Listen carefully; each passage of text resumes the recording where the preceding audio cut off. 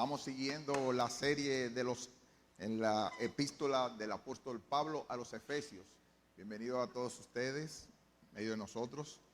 Tenemos también a Diosairis con su familia aquí, invitada por el hermano Tiburcio. Bienvenida, Diosairis.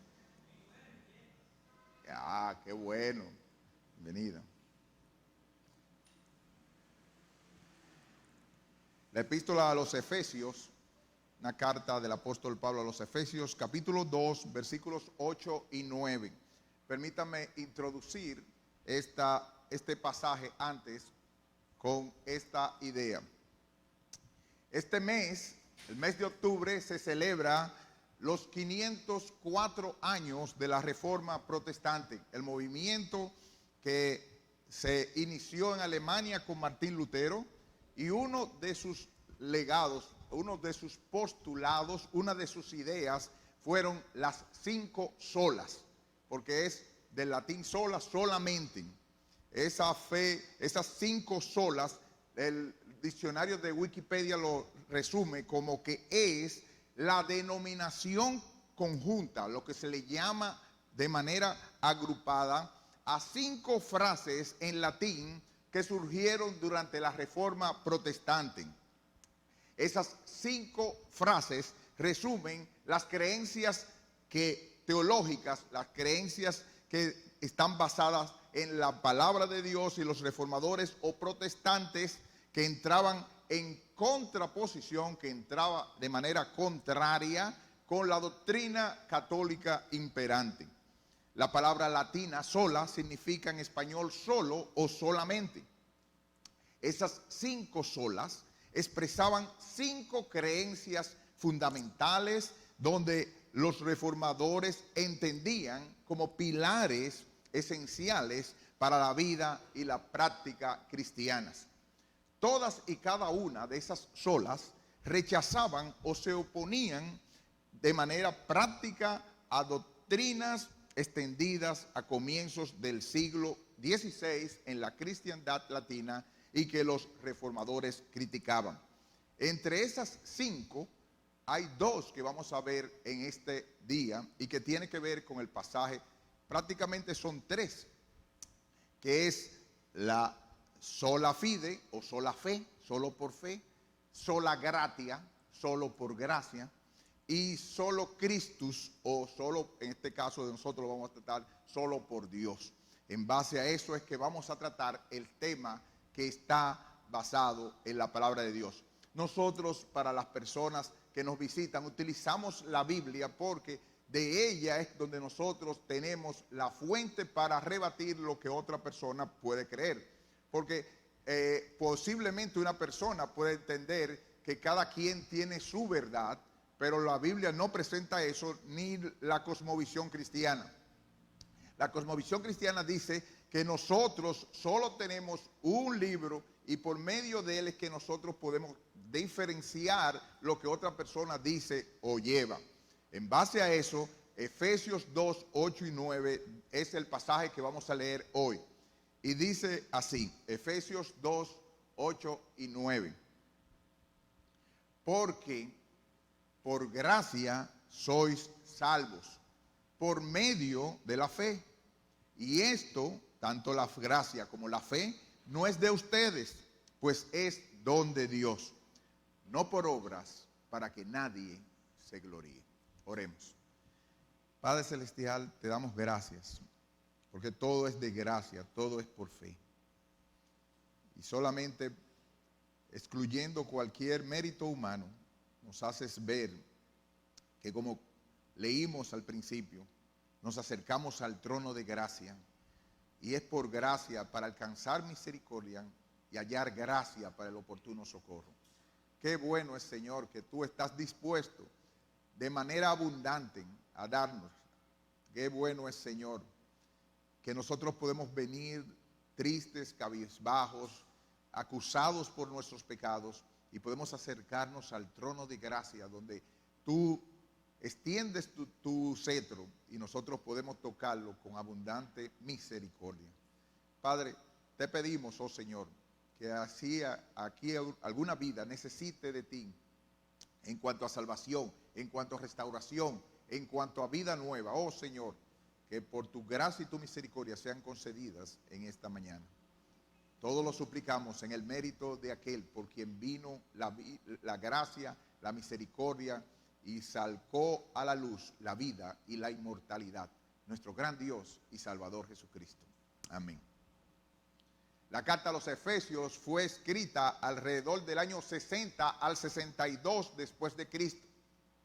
Se hace referencia a ella como una de las epístolas de la prisión, junto con Filipenses, con Colosenses y con Filemón. Quizás sobre cualquier otra cosa, esta es una carta de aliento y amonestación, escrita para recordarles a ellos y a nosotros las invaluables bendiciones en Jesucristo.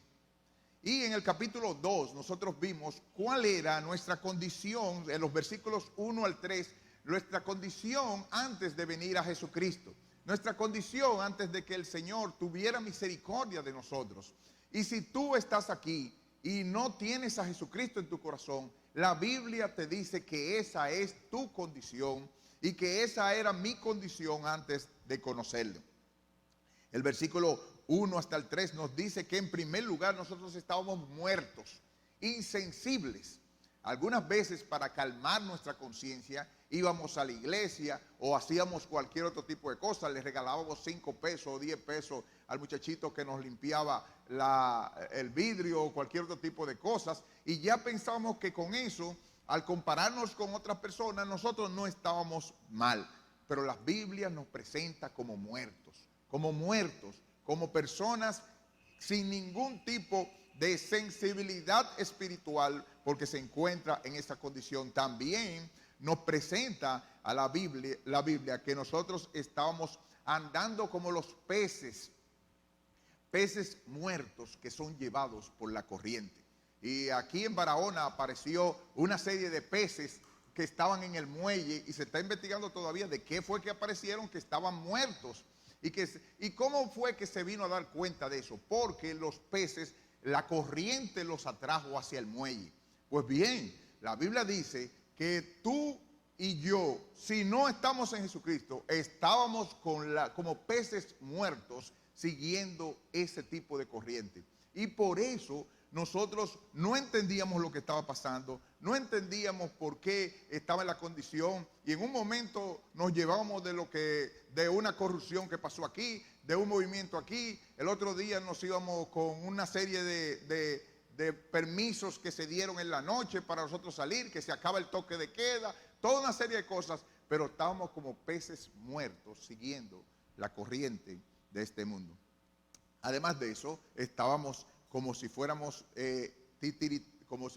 títeres de Satanás.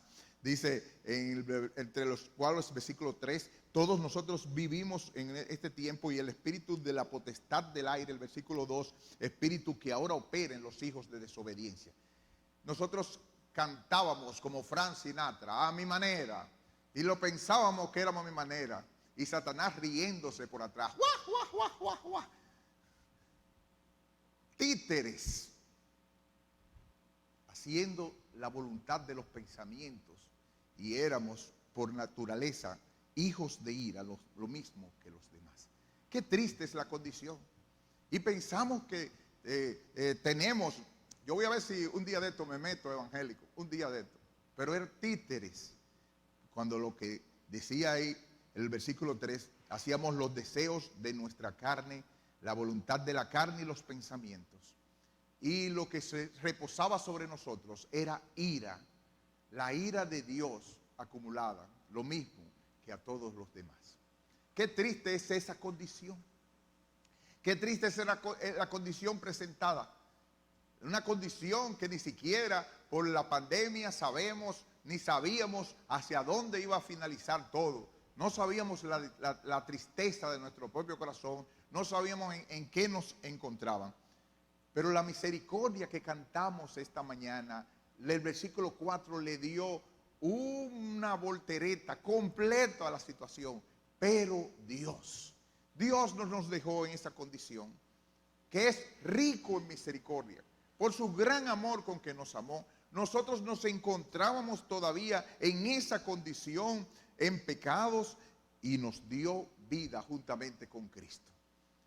Dios despertó en nosotros, nos despertó del cementerio. Nos encontrábamos en un cementerio y en medio de eso despertamos en medio de ese cementerio y dijimos, ¿y qué yo hago aquí? Y precisamente en esa misma condición nos dio vida, y al darnos vida nos dio el regalo de la fe, y por gracia, por su misericordia, nosotros estamos aquí. Ahora, estos dos factores que están en el versículo 8 y versículo 9 son los que yo quiero destacar que aparece en la palabra de Dios. Pablo enfatiza dos factores de nuestra salvación, o tres si se puede decir. Uno es un medio, uno es un instrumento y el otro es un motor. Y es lo que le impulsa a Dios, y eso es lo que veremos, oh Dios, en el término de hoy. Primero, le vamos a preguntar a Pablo, Pablo, tú que estás escribiendo desde una prisión, tú nos dirías, ¿qué fue lo que hizo que pudiéramos obtener esa gracia? ¿Qué fue lo que pudimos hacer? ¿Qué fue lo que nosotros teníamos? Y Pablo dice, fue por el tenedor, fue por la mano de la fe. Y fue porque a Dios le plugo en misericordia, en gracia, acercarse a ti. Y tanto lo uno como lo otro. No fuiste tú que lo hiciste. No fue el mérito tuyo. No fue porque tú eres el mejorcito de la familia. No fue porque un día de esto a ti lo único que te faltaba era levantar la mano o meterte a cristiano. No es eso, no. No es por obras para que nadie se gloríe. Eso vino única y exclusivamente de parte de Dios. Es por eso que Dios merece toda la gloria. Así que, en primer lugar, Pablo, ¿qué fue lo que el versículo 8 dice que fue el medio, el instrumento que Dios utilizó? Dice el versículo 8, porque por gracia sois salvos, por medio, instrumento, medio de la fe. Y esto no es de vosotros, pues es un regalo de Dios. Así que lo que está hablando es, y queremos ponerlo primero, la fe. La fe no es únicamente una fe intelectual que acepta la veracidad de una enseñanza. Santiago nos recuerda que los demonios creen en la existencia y el poder de Cristo. La gente dice, lo importante es que uno tenga fe, pero como vamos a ver, no es fe en cualquier cosa, porque ahora lo que los grupos de motivación quieren hacernos es que la palabra fe es tener confianza en uno mismo, para la autoestima, para sentirse. Eso no es lo que está hablando la Biblia. La fe descansa en la obra perfecta de nuestro Señor y Salvador Jesucristo, y todo es de gracia de principio a fin. Así que la fe no es creer en Jesucristo por un lado y también confiar en uno mismo y en uno lo que hace. No. La fe verdadera incluye los conceptos de creer y confiar. Y vamos a ilustrarlo de una manera para que entiendan lo que significa eso. Una vez hubo un equilibrista en trapecio que se llamaba Jean-François Gravelet. Jean-François Gravelet caminó en un alambre de 300 metros en la catarata del Niágara. Todos han visto cómo es eso, y en medio de una catarata, algo tan grande y tan profundo, cogió 300 metros un cable entre esos lugares. Y ahí vemos a Gravelet caminando con otra persona encima, y lo vemos caminando y avanzando en medio de todo eso. Y todo el mundo se queda asombrado en medio de ese hombre que camina en la cuerda floja, como decimos nosotros, 300 metros. ¡Wow! Cuando todo el mundo aplaudió a la llegada, Gravelet le dijo a un hombre que estaba ahí aplaudiendo, ¿cree que usted vio eso? ¿Presenció ese acto? Y entonces, sí. Y dice, ¿usted cree? Le dice Gravelet. ¿usted cree que yo podría llevarlo a usted y pasar hacia el otro lado? Claro que sí. Oh, si yo lo vi que usted bajó con otra persona y que había llevado, usted puede hacer cualquier cosa, hasta a mí usted me puede llevar. Entonces le dijo Gravelet, pues venga, móntese encima mío. Espérate, espérate, estamos hablando de otra cosa. Entonces no es lo mismo creer que una cosa se puede hacer, como pasó con Gravelet, que usted mismo montarse en la circunstancia e ir con ella. Así que la fe verdadera incluye un conocimiento que abarca la vida, pero un conocimiento que nos impulsa, porque como cantamos, el justo por su fe vivirá. Es una fe que comienza con un regalo de Dios, como una semilla, y que le transforma para todas las cosas de la vida. Una fe que le lleva, aunque nos deje el esposo, aunque nos deje la esposa, aunque estemos mal con el primo, con la prima, con el tío, con la abuela, aunque todas las circunstancias se nos pongan, es un regalo de Dios que en principio nos lleva hacia salvación y además nos pone unos lentes para ver todo por fe y no por vista. No por las apariencias de ahora, sino que nos pone así como unos lentes de esos que tienen la gente de los Estados Unidos, las personas, los SWAT, ese tipo de cosas, que se ponen unos lentes y ven todo de una manera nocturna. Eso es lo que hace la fe. Pero esa fe es un regalo de Dios. Esa manera, cuando uno cree que Jesús murió por sus pecados y resucitó de los muertos y confía totalmente en la salvación por Él, esa persona está apoyándose en Cristo y su vida y destino eterno. Cristo es el único Salvador, no hay otro. Él es el Salvador suficiente. No hay que confiar en otra cosa además de Él.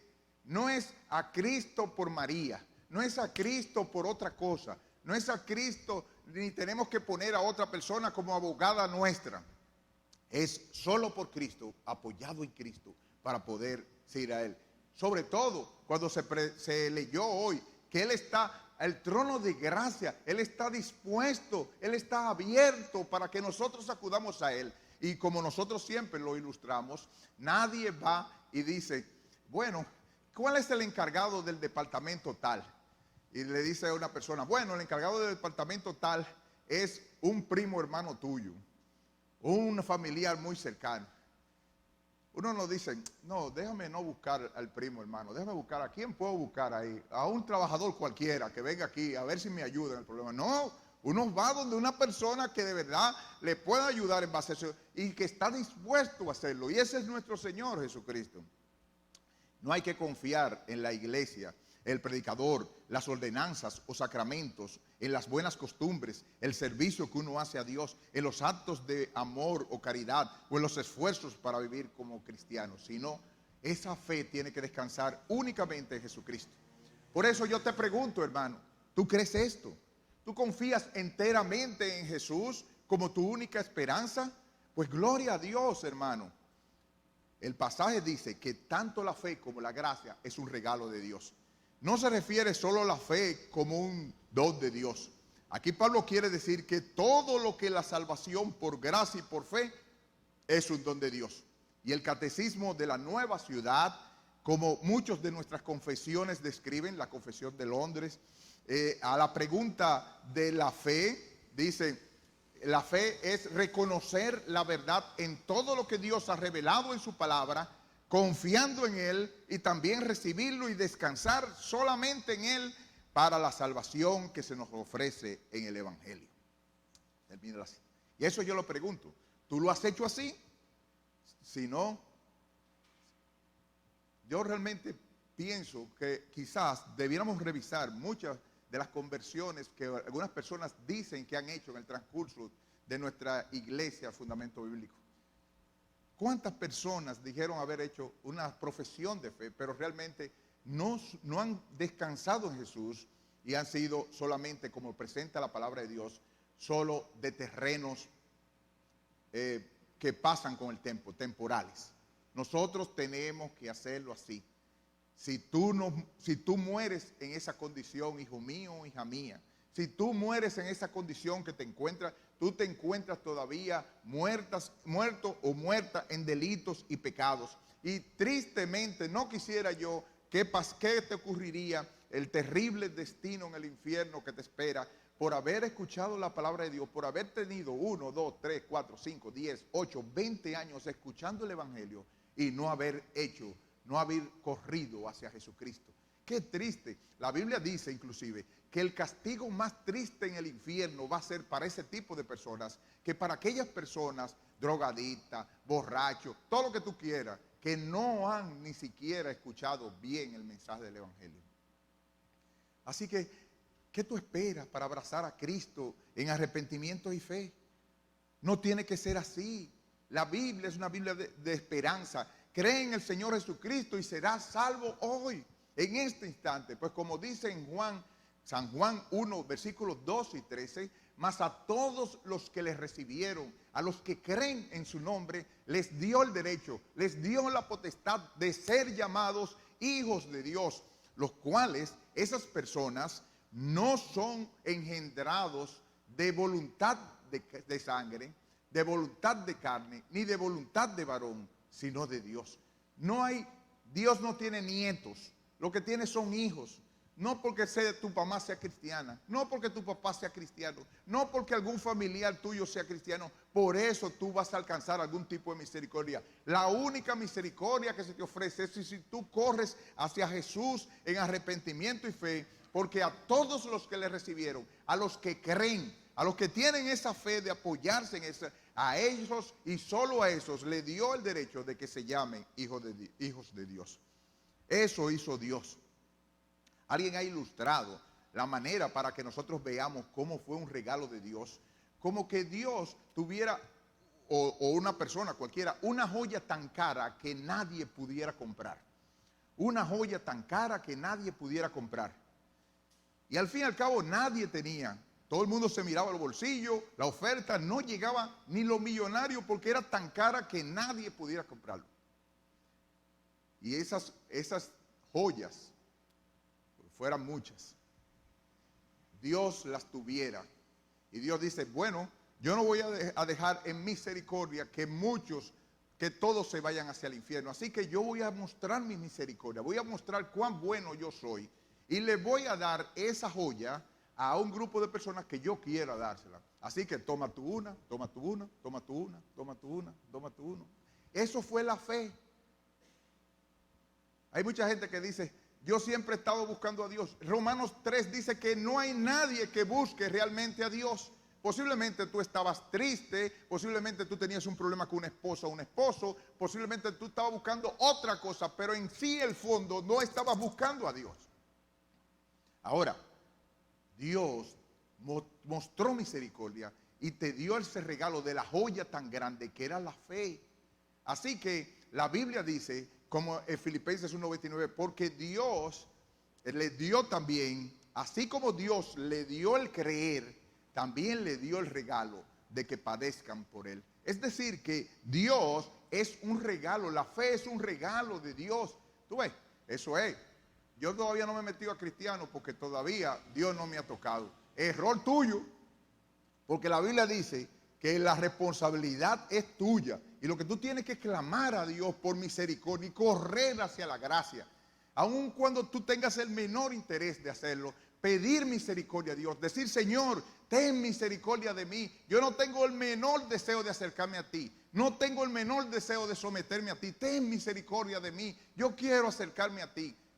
Eso es una actitud totalmente diferente al de una persona de que no mire el regalo de Dios en la fe.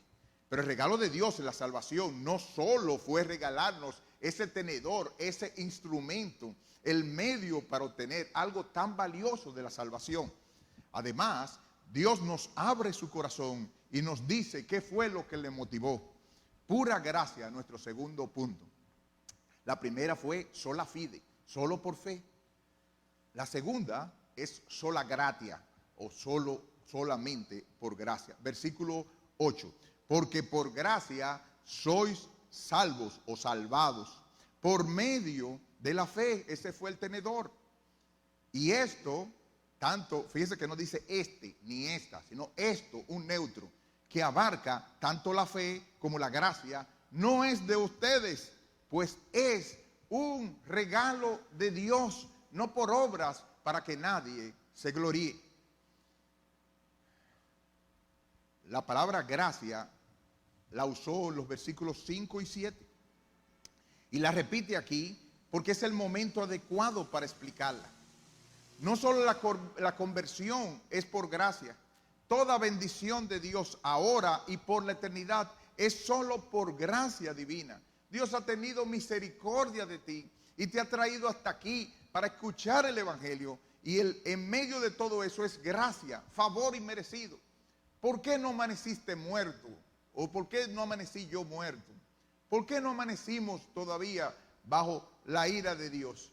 Porque Dios en su gracia y en su misericordia, su favor inmerecido para ti y para mí, nos trajo hoy a salvación y nos trajo hoy hasta aquí.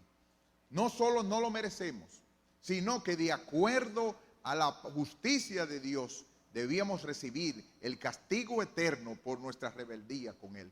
Y la gracia, ¿qué significa gracia? Favor inmerecido. Pero no favor inmerecido. Por ejemplo, hay una gente que tú invitas y tú dices, bueno, tú invitas a una fiesta de smoking, ¿verdad? De smoking, todo es con corbatita, como el hermano Misael, y con traje, frac negro. Y bueno, hay gente que no tiene el frac negro, pero la tiene un poquito, vamos a decir así, están bien vestidos y están bien, y tienen un frac, un traje de color, una chaqueta de color azul marino. Dice, bueno, eso puede pasar, está bien, pasa. Pero lo que la palabra de Dios quiere decir es que cuando nos salvó por gracia era que, imagínate tú que tú te encuentres que de frente aparece un tipo todo raído, todo barbudo, todo con un olor pestilente. Y además de eso, tú reconoces que él fue que le tiró en 2 o 3 días piedra a tu hijo o a tu hija, que se volvió, o sea, tiene todos los méritos, no solo por él mismo, sino porque merece todo lo contrario de parte tuya por lo que ha hecho. Eso es gracia. Cuando tú decides entonces, ven, entra, y te voy a poner un traje nuevo, te voy a poner una chaqueta que tengo aquí, te voy a vestir, te voy a bañar, te voy a arreglar, y te voy a poner al lado, en el asiento donde se sienta mi hijo, el que tú le tiraste la piedra, el que tú le hiciste todo ese tipo de cosas. Ahí te voy a poner. Eso es gracia. Y eso es lo que Dios nos está ofreciendo. La redención de cada persona, sin importar cuán recta y atractiva según los hombres, es un milagro de la gracia divina. Blaise Pascal, el filósofo francés del siglo XVII, dijo: la gracia es requerida para transformar al hombre en santo, y aquel que duda de esto no sabe ni lo que es un hombre ni lo que es un santo. Asimismo, la gracia de Dios de la cual se hace mención en esta declaración, por gracia sois salvos, es su amor como enfocado hacia el culpable e indigno. La misericordia se compadece, la gracia perdona, pero hace aún más que eso. La gracia salva enteramente, librando a los hombres de la más grande miseria, la condenación eterna, y otorgando a ellos las más escogidas bendiciones, vida eterna para el alma y el cuerpo, como lo enfatiza Romanos 11:6. Si pueden poner Romanos 11:6, yo quiero que tú lo analices para que te des cuenta que una es excluyente de la otra. Una es excluyente de la otra. Dice, y si por gracia, ya no es por obras. De otra manera, la gracia ya no es gracia. Y si es por obras, ya no es por gracia. De otra manera, la obra ya no es obra. Según ese pasaje, para la salvación, eso no quiere decir para la vida eterna, para la vida cotidiana, pero para la salvación, para los méritos que Dios acepta. No es que tú vayas a Higüey a pie, no es que tú hagas una promesa a la Virgen o a quien tú quieras, no es que tú o dejes tu hijo con cabello largo como una promesa. Nada de eso va a proveer ninguna salvación. Como dice una canción, aunque sea siempre fiel, aunque llore sin cesar, del pecado no podré justificación lograr. Solo en ti, teniendo fe, deuda tal podré pagar. Es que solamente, ¿cómo te lo hago saber? Que es solamente por gracia. Aquí lo que estamos todos somos pecadores, merecedores de la gracia, del castigo de Dios y su misericordia, lo que somos pecadores perdonados. Pecadores que pecamos, pecadores que hacemos cosas que no le agradan a Dios. Algunos hacen cosas físicas y que son visibles y que son graves, pero los otros no son menos o no somos menos, porque los pecados que están dentro de nosotros y que contaminan a todo el ser son igual de aborrecibles delante de Dios, y Cristo tuvo que morir por cada uno de esos pecados.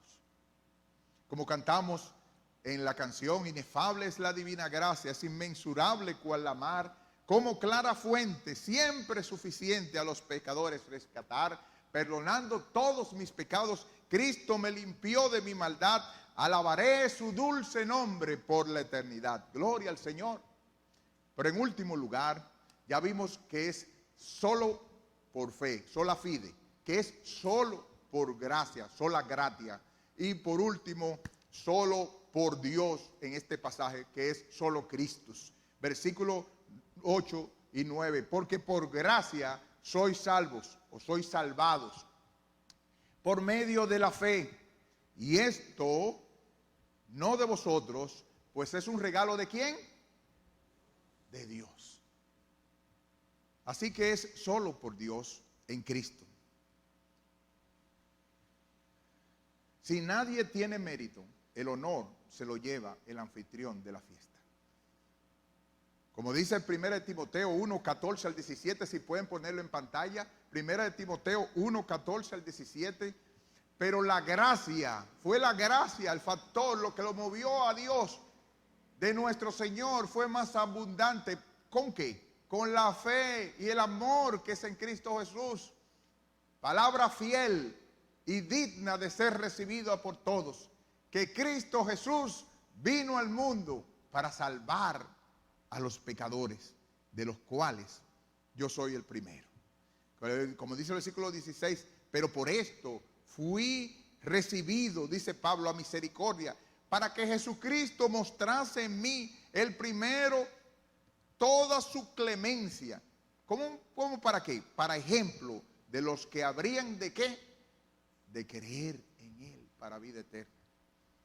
Por tanto, versículo 17, ¿quién se lleva el premio? Por tanto, por todo eso que pasó, ¿quién se lleva el premio? Al Rey de los siglos, inmortal, invisible, al único y sabio Dios, sea honor y gloria por los siglos de los siglos. Amén. ¿Lo ves, hermano? Todo honor y toda gloria al Trino Dios. Es por eso que cuando conversamos con alguien, y he escuchado eso en algunas personas que dicen que han hecho una profesión de fe por Cristo, y dicen, yo desde chiquito, yo siempre he sido cristiano. Ya me está dando mala señal.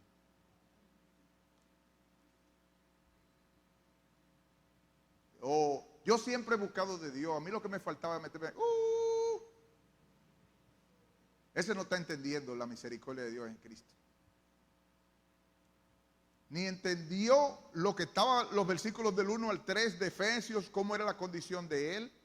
Algunos, como yo siempre le he dicho, estábamos en un banco de la iglesia, quizás en la parte de atrás, en la parte de adelante, criticando todo lo que decía el pastor o el predicador o lo que sea.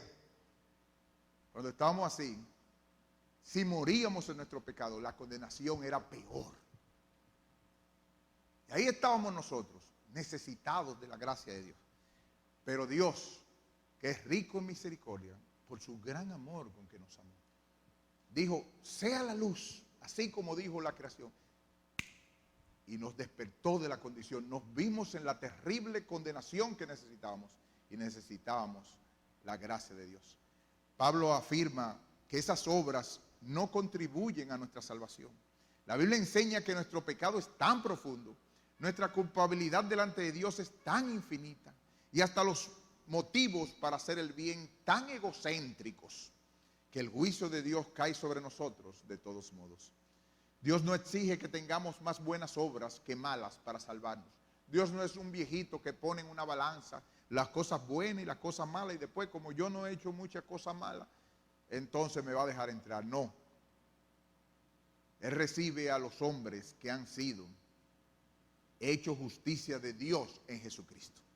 Los esfuerzos por ser buenos son como bañarnos, vestirnos bien y peinarnos cuidadosamente cuando nuestro barco se está hundiendo. Eso es tonto. Ser salvo por gracia es lo opuesto a ser salvo por méritos. El mérito que pretendidamente resulta de la bondad que tenemos dentro o el arduo esfuerzo. La expresión indica claramente que la base de nuestra salvación no descansa en nosotros, sino en Dios. Le amamos a Él porque Él nos amó primero, como dice 1 Juan 4:19. Hay pasajes tan grandes, no lo vamos a mencionar, solamente algunos de ellos, como Romanos 5:8, mas Dios muestra su amor para con los otros, en que siendo aún pecadores, Cristo murió por nosotros. El crédito de todo ese proceso debe ser dado a Dios, de modo que el hombre pierde toda razón para jactarse. Y es exactamente lo que Pablo dice en las palabras que siguen. No por obras para que nadie se jacte. Todo lo incluido en la declaración anterior sobre la salvación y por la gracia es por la fe. Aunque se requiere que los hombres ejerzan fe, la gracia de Dios es preeminente en todos los aspectos de la salvación. Y es solo por la gracia de Dios. Así que la mayoría responden casi siempre. ¿Y o cuál debería ser la respuesta? ¿Por qué Dios te está recordando eso esta mañana? ¿Por qué Dios te está hablando hoy con respecto a esas cosas?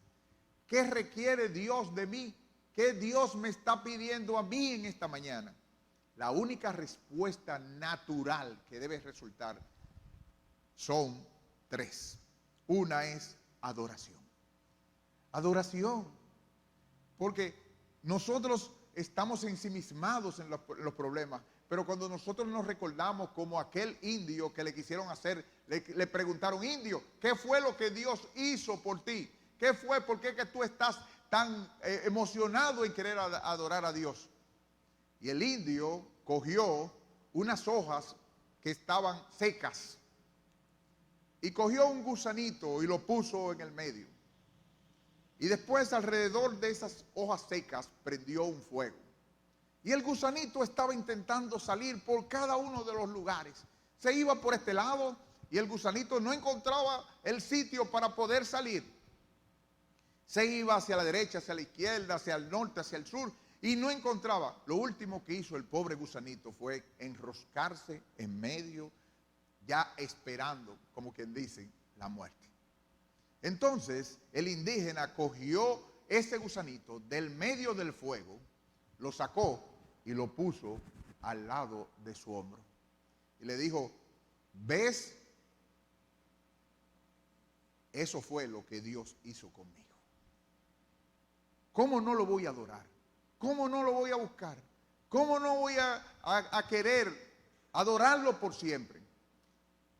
Y así como en Lucas 7 se menciona de la mujer que venía en adoración delante de él y el otro decía: esta mujer no es, no sabe, ese maestro no sabe quién es. Entonces le dijo Cristo: yo te voy a contar realmente. Había una gente que le debía 500,000 pesos y hay otro que le debía 50. Y ninguno de los dos tenía la forma de pagarle. Y le perdonó a ambos. ¿Quién tú crees que lo va a amar?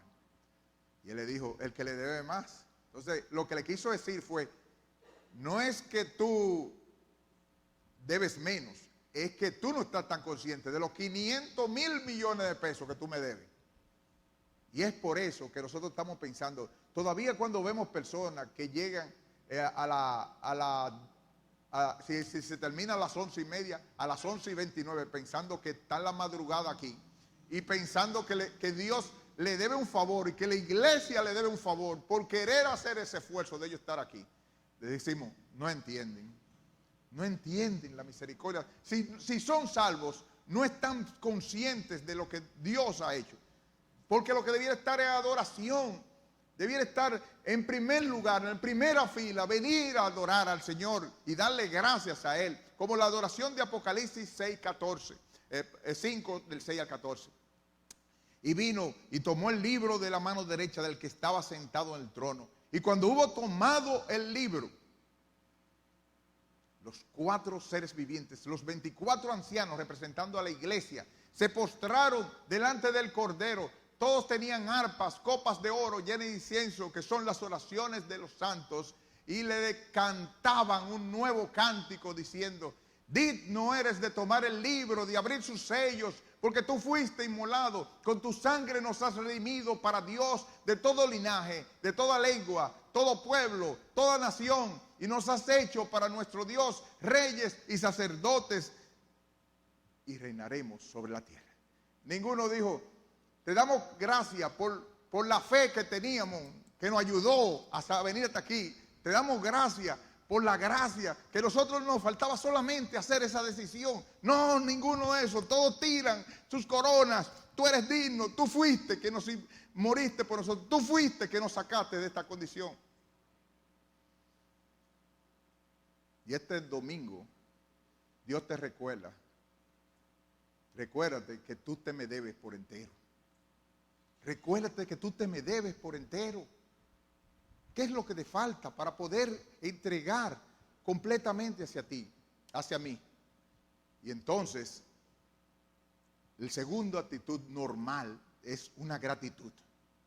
Cuando alguien te da un regalo, tú dirías: qué lindo es, ¿cuánto le debo? No, nadie dice así. La respuesta apropiada es gracias. ¿Con cuánta frecuencia los cristianos son, después de haberle dado la salvación, se sienten obligados a hacer algo para llegar hasta Dios? Y debido a que nuestra salvación e incluso nuestra fe son regalos, debiéramos responder con gratitud, con alabanza, con regocijo. Es una actitud de: oye, qué bueno.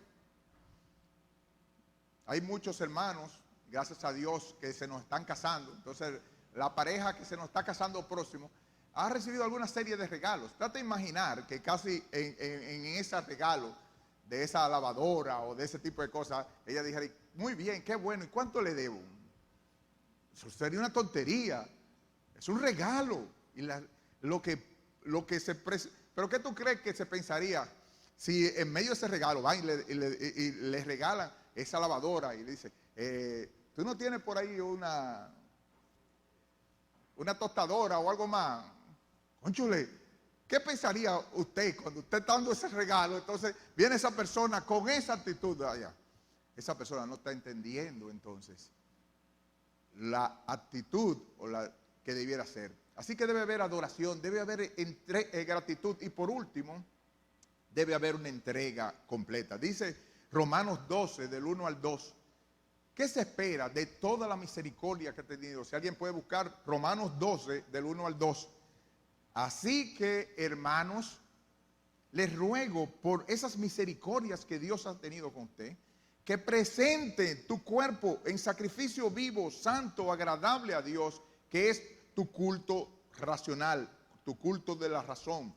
No te conformes, no te amoldes a este estado de cosas, sino transfórmate por medio de la renovación de tu entendimiento, para que comprobéis cuál sea la buena voluntad de Dios, agradable y perfecta.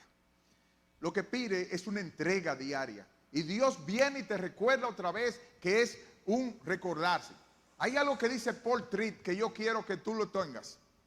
Dice: la fe bíblica es algo que tú vives, más allá de la creencia del corazón y de la mente, pues el justo por su fe vivirá. Si la fe no moldea tu vida, porque por fe andamos, no por vista, no es una fe verdadera. La fe verdadera recaptura la adoración en tu corazón para que Dios y solo Dios sea el objeto de tu adoración. La fe verdadera te impulsa a un corazón de obediencia y sus reglas definen los límites morales de tu vida. Y al trabajar para su reino se convierte en tu alegre vocación de entrega. Hace que te sometas al llamado de Dios, porque es solo por Cristo, es solo por fe y es solo por gracia. Amigo que nos visitas, hijo de cristiano, la Biblia dice en Juan 3:16, porque de tal manera amó Dios al mundo que ha dado a su Hijo unigénito, para que todo aquel que en Él cree no se pierda, mas tenga vida eterna.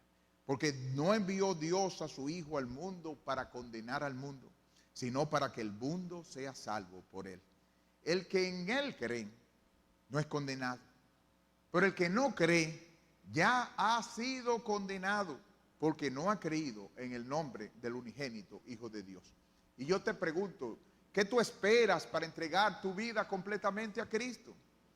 Cree la promesa, cree la invitación, sé valiente, arrepiéntete y cree en el Evangelio, en nuestro amoroso Señor y Salvador Jesucristo, que vino a este mundo, vivió la vida que deberíamos vivir tú y yo, murió la muerte que merecían nuestros pecados, pero que resucitó y está a la derecha del Padre para poner a todos sus enemigos por alfombra de sus pies. No deseches la invitación que hoy te ofrece el Rey de Reyes y el Señor de Señores, y Dios tenga misericordia de ti. Oremos. Padre Celestial, te damos gracias, porque todo ha sido de gracia por medio de la fe. No es de nosotros, no hay ningún mérito en nosotros, oh Señor. No éramos los mejorcitos, nosotros mismos lo sabemos, que no éramos los mejorcitos de nada. Fue tu gracia. Esa gracia irresistible, esa gracia que nos acorraló y en un momento determinado nos despertó para vida. Oh Señor, nosotros quisiéramos esa misma gracia para nuestros hijos y familiares. Nosotros quisiéramos esa misma gracia en misericordia, esa gracia irresistible, que tú despiertes para vida a muchos en este día. Y ojalá aquí también, oh Señor, tu gracia, tu favor inmerecido a pecadores como nosotros, sea hecha también a los nuestros. Gracias, Padre Celestial. Si aquí hay alguna vida que no te conoce y que tú has abierto sus ojos, tráelo a salvación, oh Señor. Atráelo hacia ti y muéstrale la grave condición que tenía y la necesidad de Cristo para salvación. Gracias, Padre Celestial. Ayúdanos a vivir por fe, no por vista. Ayúdanos a vivir todas las veces, porque sin fe es imposible agradarte a ti. Es necesario que creamos que tú existes y que recompensas a quienes te buscan. Gracias, Padre Celestial, en el nombre de Jesús.